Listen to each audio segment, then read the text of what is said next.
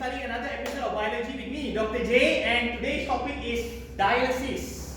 Dalam bahasa Melayu pun kita panggil sebagai dialysis juga, alright? Okay, so let's start. Now, as you can see over here, alright, this is a process of dialysis. So before we begin, why does someone undergo dialysis? Kenapa seseorang akan melakukan proses dialysis?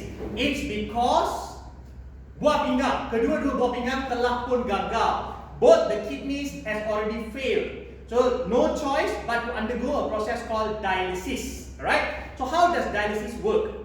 Now before we go into that detail, kita kena faham this topic adalah antara topik yang paling famous dalam SPM. Let it be structure, let it be essay, right? So this topic comes up all the time. So you have to know the details about this topic. So let's start. Okay, so what is dialysis? It's a process where your blood is taken out of your body and given to a machine, and the machine will clean the blood, and the clean blood will be returned back to the body. So that is called as dialysis. Proses di mana darah akan dibersihkan di luar badan menggunakan mesin dialysis. We call that as dialysis. Alright? Kadang-kadang soalan tak akan cakap dialysis. It will say hemodialysis, which means blood. Hemo means blood. So dialysis darah kita panggil hemodialysis. Is there a different kind of dialysis? Yes. There's another one called peritoneal dialysis yang tidak menggunakan darah. Alright? Dia akan menggunakan cecair dialysis that goes into your peritoneal cavity. Right? It's a bit too high level lah. We'll stick to this one here. So, when you take a look at this diagram over here, you can see two vessels. One is an artery. The other one is a vein. So, artery, okay, a tubing. We call it as a catheter. Right? This tubing will go into the artery. You see, the artery brings blood down to the arm. So when you put a tubing here, automatically the blood will flow out. Alright? You cannot put the inlet into the vein because the vein direction is going that way. So you cannot put the tubing here. It has to go into the artery.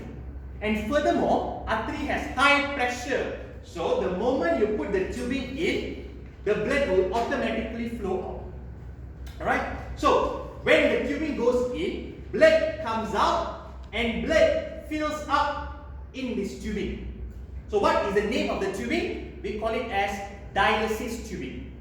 So, the blood will go into the dialysis tubing all this way, and then the blood will be returned back to the vein.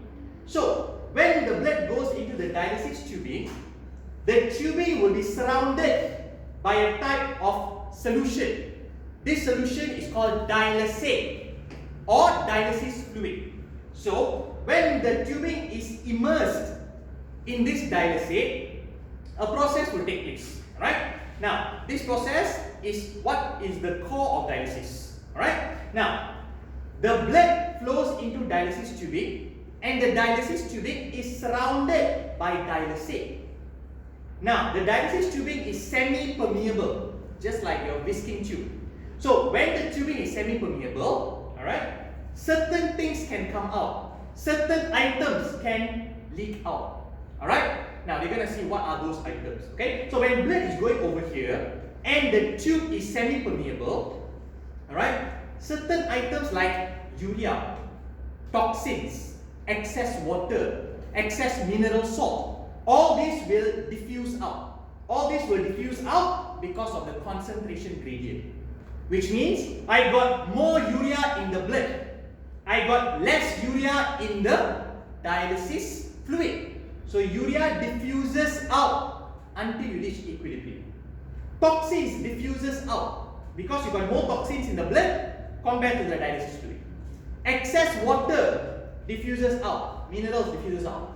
But there are things that cannot diffuse out, such as your red blood cell, such as protein. Now these products are too big. No matter the gradient, they cannot diffuse out. Alright? So, all the product will diffuse out and the dialysis fluid or dialysate will be flushed out. Now this water cannot be stagnant.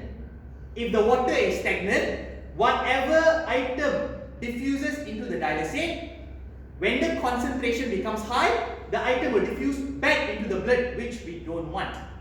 So the fluid has to be flushed all the time.